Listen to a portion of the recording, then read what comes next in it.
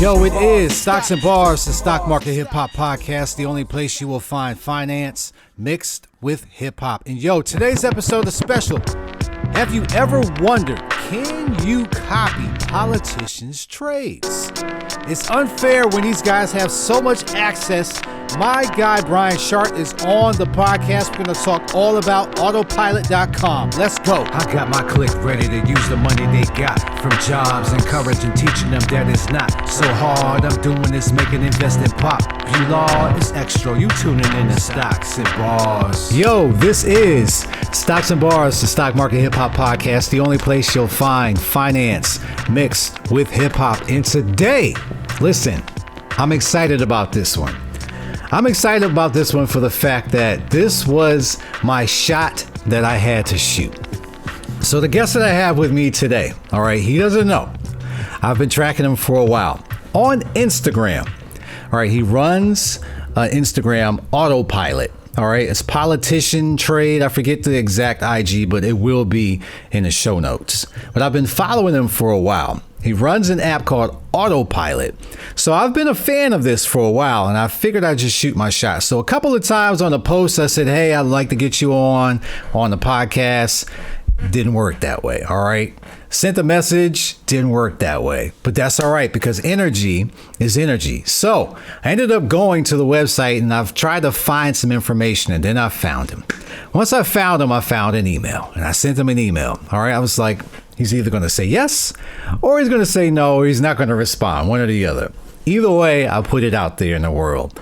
So, to my surprise, he sent a response, and I said, oh, cool.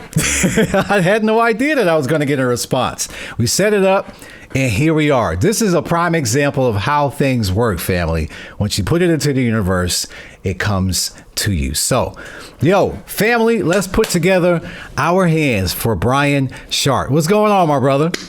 Yo, what's up, man? Thanks for the kind introduction. I wish I saw the comments on the Instagram. That's actually my co-founder, Chris, who runs Instagram and Twitter accounts. Hey, no shade thrown. But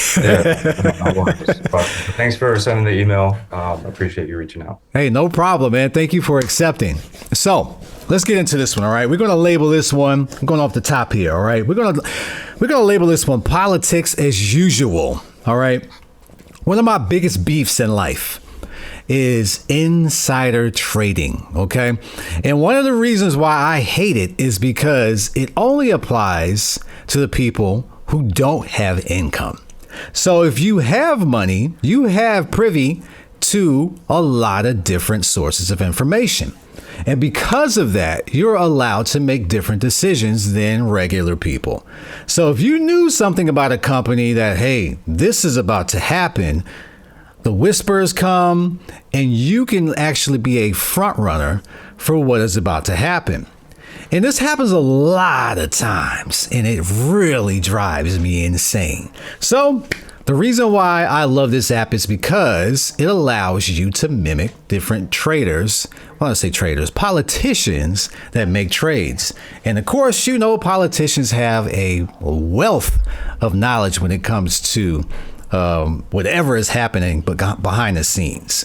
And they are allowed to trade, and they are allowed to make income off of these things. We're going to put air quotes on there. But my guy here has figured out a way how to help us out here. So let's go ahead down the list here. So tell me a little bit about yourself and how you got to where you are right now. Yeah, for sure. Yeah, I mean, I just kind of echo the sentiment, like the fact that, you know, the regular people, like we're just, you know, every agency will, you know, investigate us for doing something. Or like if we, you know, make a profitable trade, like it could cause red flags, but politicians seem to, you know, really have no one looking at them. Right. Because the people who would look at them would be the politicians who regulate themselves. It's kind of like a referee betting on a game. They're like, they could influence the game a little bit. So right. We got started in 2020 when COVID happened and the stock market just dropped. And one thing that we saw was these politicians who sold their stocks a week before the big announcement. And they sit on the health committee. And so you're just like, you're telling me these politicians who sit on the health committee, who called their financial advisors to sell all their stocks a week before COVID, didn't know anything. Like it's just a Right.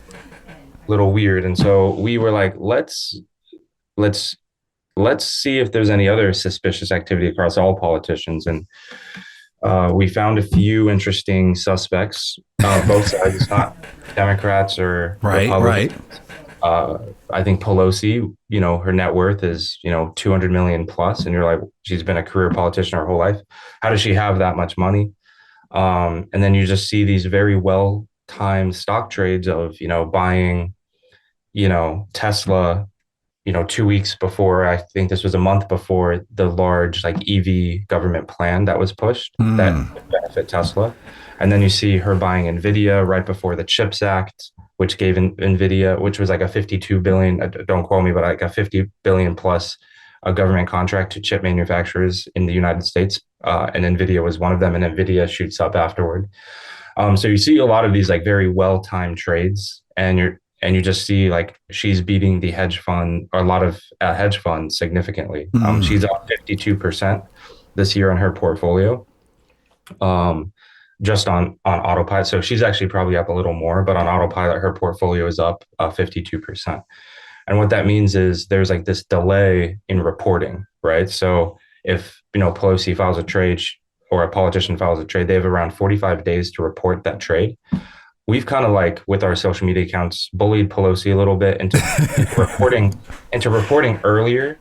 Like we would put a poll like, would you rather politicians be banned completely or just report in the same exact day? And what was funny is after we made that poll, the next reporting was literally immediate.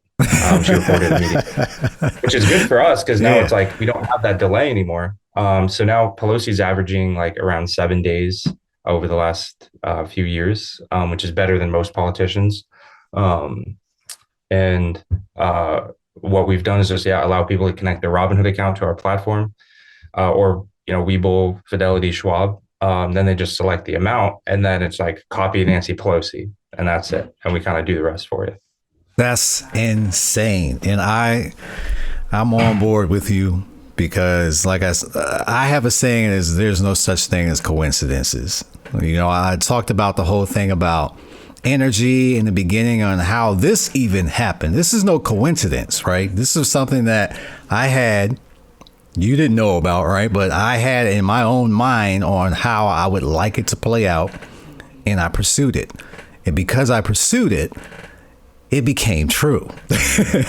That's all it is. So I don't find it a little funny that all of a sudden, right before COVID hit, boom, everyone is like, hey, give me out. Then drop the news after I'm out. That's shady.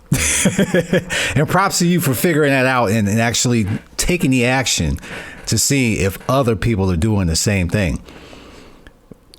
I got my opinion on politics, but I'll save that for later. So I did a little research on you, and so you have a background in software. So can you talk to that a little bit? Yeah, for sure. So I kind of grew up. My dad was a software engineer in San Francisco. So just grew up like around all these computer programmers. Started to program when I was 8. Was like making video games. My parents wouldn't let me play video games, so I was like, what if I could?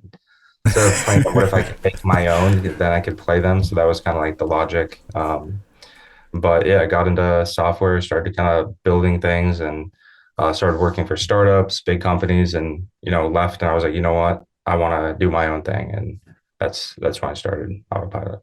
Okay. So when you started Autopilot, what gave you the idea that there was a demand for an app like that? Yeah, we originally started as a company called Iris during COVID, which was a social stock app where you're like, how like your friends are all trading and you just want to see what they're doing, but you have like these iMessage groups and you're like, yo, what stocks did you buy, or when did you sell yet? Question mark. So we built an app that like where you would connect to your Robinhood accounts too, and you could follow your friends and see exactly what they're doing without having to message them.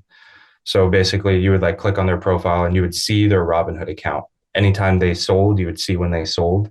Anytime they bought, you would see when they bought. And so we built that to around 200,000 users. And we put portfolios for different people, like because people wanted to see their friends, but they also wanted to see, politicians and hedge funds. And so we put like, the Nancy Pelosi portfolio on that app. We put the Warren Buffett, the Michael Burry, and we just saw people really liked seeing what these large, influential people were doing.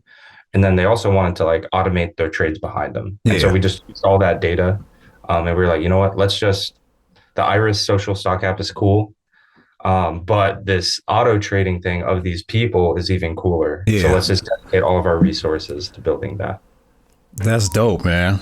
All right. So the whole thing about politicians, right? There are obviously, the Pelosi's that you talked about, but then there's the guys that probably aren't doing too well, right? So can you tell me like some ways that Autopilot empowers the average person to trade? Yeah, I think there's a lot of, especially like, I mean, yourself, like you're very invested in the stock market. There's a lot of people who don't have like the time, the resources, or even the desire, but they still want to benefit in a way that's like better than average, right? Like I think a lot of people are like, oh, just put your money in the SPY, which is actually, probably pretty good advice. Yeah. But then you just feel kind of cheated when you have other people who are just, making more money, or you just feel like you're like, there's a lot of people in life who are like, I'm going to wake up at 6, go to the gym, drink my athletic green. Like they want to maximize life. They want a better than average life. Right.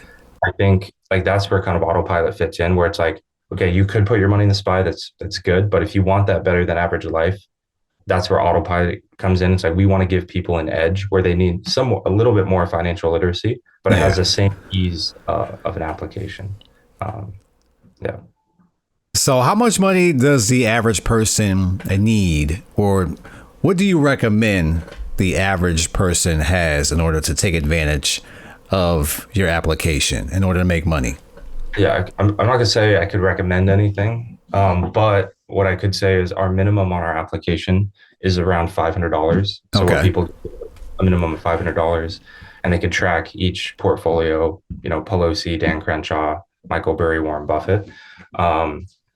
But what we see a lot of people do is they'll put the initial $500 to test it out because it's kind of like a new idea. They're like, is it a scam? Like, I'm connecting my Robinhood to what's going on. So a lot of people put like a small amount and then they'll increase very periodically. And so the average amount we have, or the median amount we have in Autopilot, is around $8,000 per person. And we have actually some accounts that have like, millions and millions of dollars tracking these people. That's insane. Yeah, right now there's around $340 million just trading the different portfolios on our platform. Okay. So with that 500 that you initially put in, is it dependent upon your broker if you can get partial shares, or like how does it break it up? Yeah, that's a good question. Because I think what you're hinting to is like the fractional shares are necessary, especially for stocks that have high prices, right? Right. Nvidia used to be $1,000 a share. It's like Pelosi's portfolio is 30% Nvidia. So how would you, buy one share with $500? So Robinhood allows fractionals where you could actually buy partial shares, and we could get that percentage like perfect. But not every brokerage supports that, right? So Charles Schwab, they actually do support. They're in a process of kind of supporting fractionals. They're in a weird case. Webull supports fractionals and Fidelity supports fractionals. But our goal is to really support as many brokerages as we can, whether or not they have fractionals or not. Okay. So, all right, let's go ahead and, in hip hop, we like to talk about generational wealth, and my culture in general, right? We've hit this probably over this stride over like the last 4 years, where we've seen an increase in people who look like me attempting to invest and doing everything they can in order to do something with the stock market, or whatever else they can do to own a business, entrepreneurial efforts, all this good stuff. So when it comes to building generational wealth, all right, how can tracking the investment moves of other politicians help people make smarter decisions when it comes to investing? Yeah, that's a good question. I think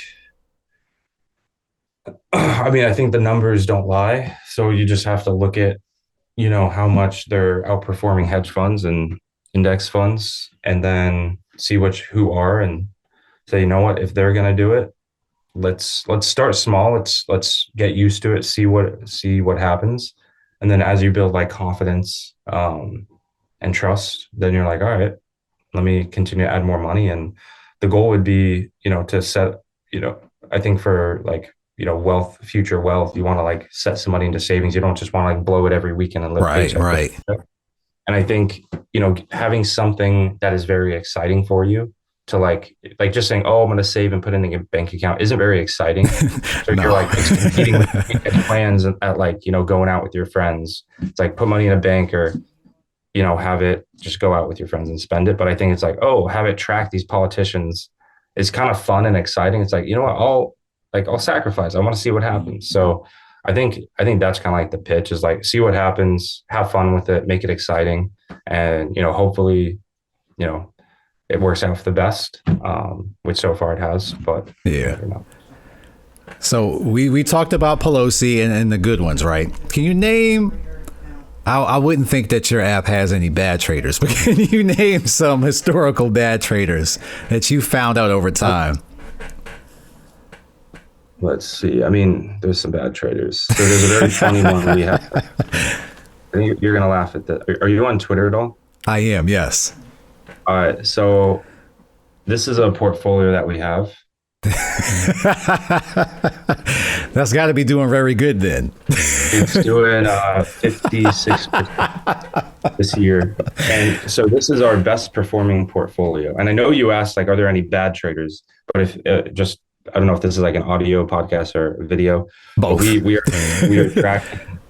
we are tracking the Jim Cramer, and he's just really historically bad. Anytime he says do something, Don't do it.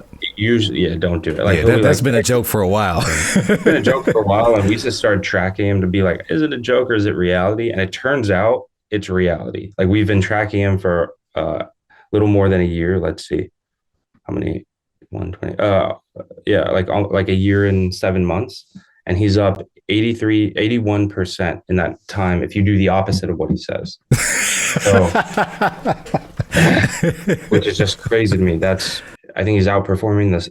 Doing the opposite of what he says outperforms a SPY by about 22% in the last 12 months. So we've got confirmation the Kramer effect is real. All right. And whatever he says, do not do it. Do not. Like, for example, it's like with everything in life. Like I think there was like the Super Bowl where the Eagles were playing someone and he was like, go Eagles, Eagles are going to win. And then they lose. It's just like, it's like with everything. I mean, I love the Eagles, but when Jim Cramer's on your side, you want to back away. Yeah. I mean, to be fair, he's always been a Philly fan. So that's, yeah. He was going to do that no matter what.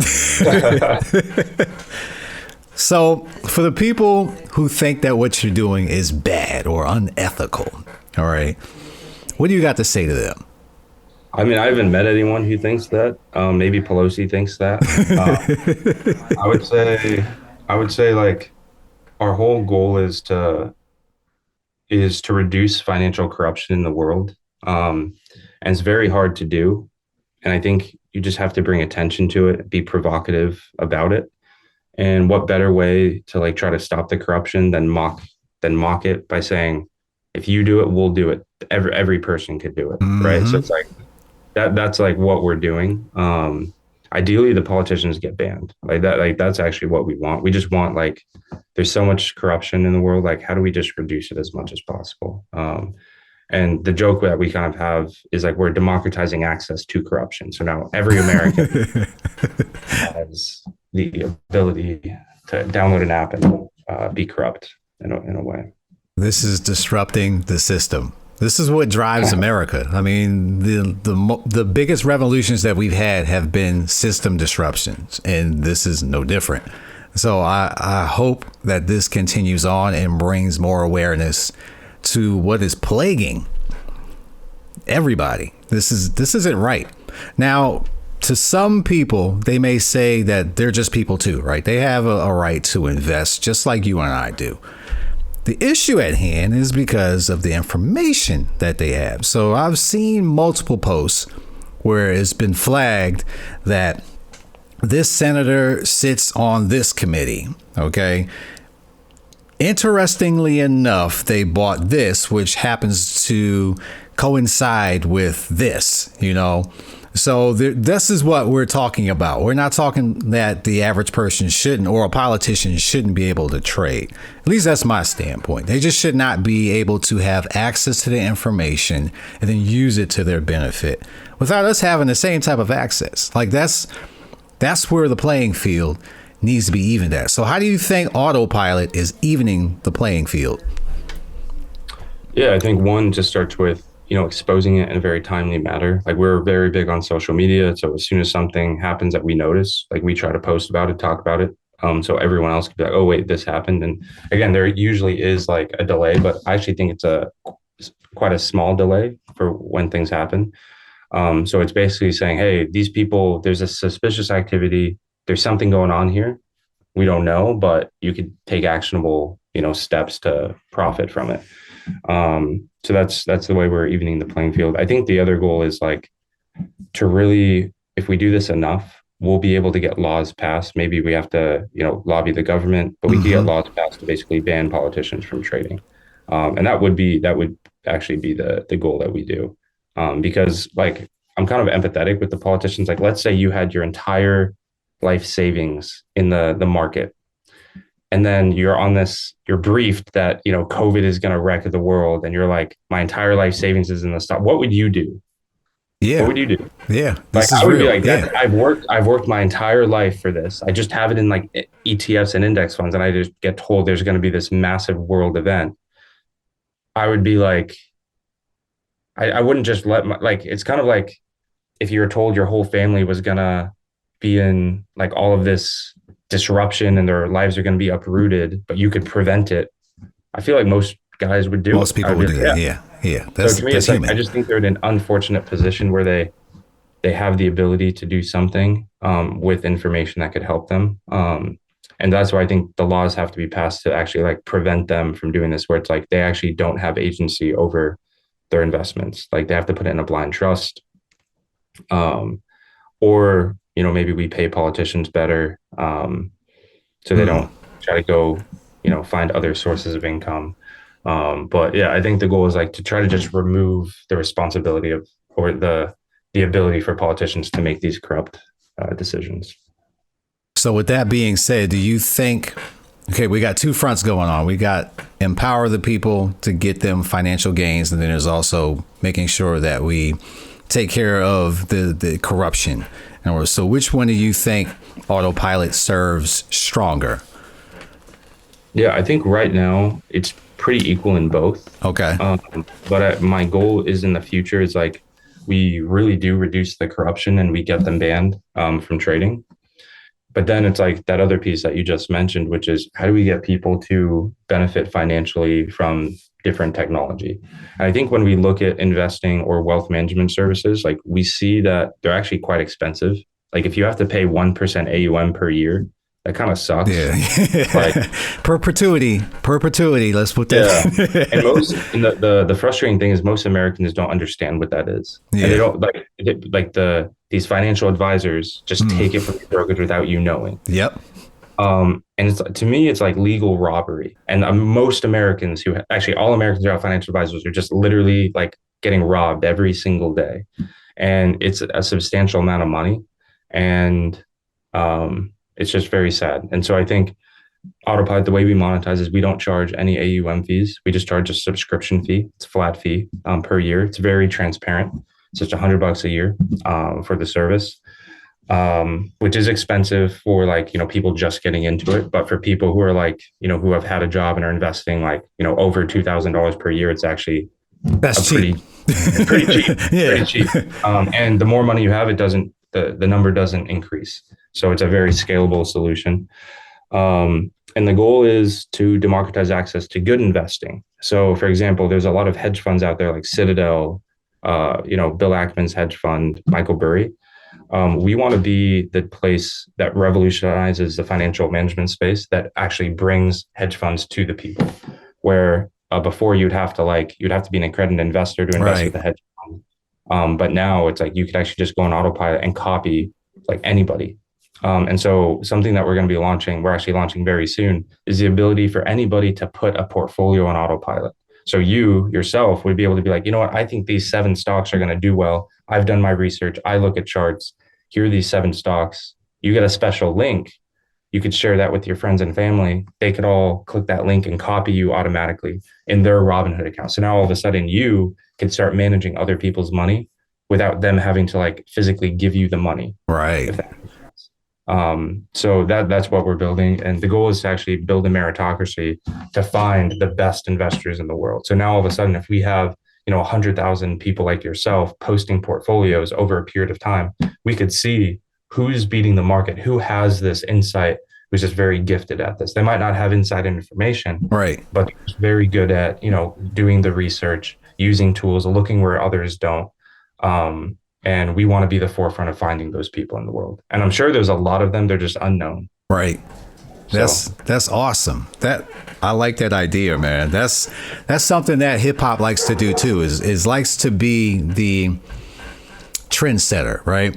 A lot of things in hip hop, we set a lot of trends. And because of that, people come to us in order to do that. So if you need something new done, then obviously they would come to an artist or whatever in order to help break that brand.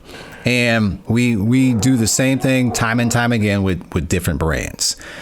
This is no different, right? So you have aligned yourself with Robinhood. And it seems like they've come up a lot because they were the broker that came into the game and just completely changed everything. Yeah, they changed everything. Yeah, they came into the game and was like, listen, you don't need to be paying this much for options anymore.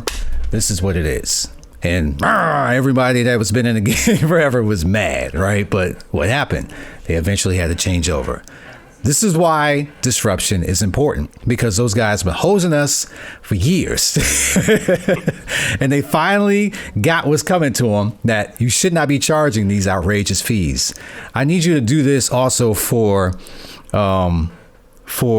overdraft fees. Make an app for that. Because that's robbery. Honestly. So, all right, next question I got for you. So, I talked about how hip hop and how it likes to challenge the status quo, right? So what ways do you see Autopilot challenging the traditional investment strategies? Yeah, I think there's just, this is a good question.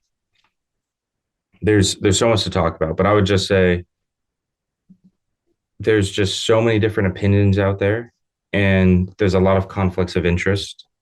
And there's a lot of gaslighting that goes on as well, right? Mm-hmm. So if you're a wealth manager who is legally able to give financial advice, you're going to be telling people certain things that just benefit the wealth manager, not necessarily the person, right?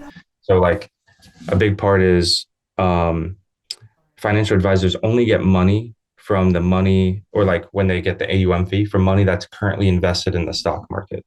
If they pull the money out of the stock market, they actually don't get a charge on those assets, right? Because it's a percent base. If you have 100,000 in the market, they get 1% of that, which is $1,000 per year. If you have $50,000 in the stock market, they'll get $500 per year. So if there's ever a situation in which the financial advisor thinks the market is going to drop, like if they raise interest rates, for example, or there's like an economic collapse, or they see COVID happening, if they pull their clients' money out of the market, they lose their own income. Right. So they're actually decentivized from pulling money out of the market, even though they might think it's a good decision. So now you have all these people with retirements who are like paying this person to do the best financial decision, but no one will ever be like, take your money out. Temporarily, there's some risk going on. I want to make it safe and just put it in cash. And to me, that's the biggest conflict of interest, because sometimes the best investment is cash. You don't want to be like day trading and pulling it out and getting scared and right stuff. But you could say COVID's happening, it's dropping. I want to take it out and wait for, interest rates to lower, hear what the federal government has to say before we just get destroyed completely. And I know that might be, counter advice than a lot of RIAs give, but Just look at where the money is, right? Look at how they're incentivized. Right. So I would say everything, that's why charging a flat fee is beneficial, is because we're aligning incentives. We don't get paid based on, is your money in cash or is it in investments? We just get paid for the automated service that we're offering. So we're just completely aligned with the individual. And yeah, our goal is kind of like the original Robinhood goal, which is just reduce costs, build tools for like the average American that the wealthy currently have access to, and let's have a fun time doing it, and let's make them some of the sickest tools ever. That is it for this week's episode. Make sure that you check out part 2 next week. What did you learn from this episode? Make sure you hit me up, tag the show, Stocks and Bars. I got my clique ready to use the money they got from jobs and courage and teaching them that it's not so hard. I'm doing this, making investing pop. You law is extra. You tuning in to Stocks and Bars. Stocks and Bars. Stocks and Bars. Stocks and Bars.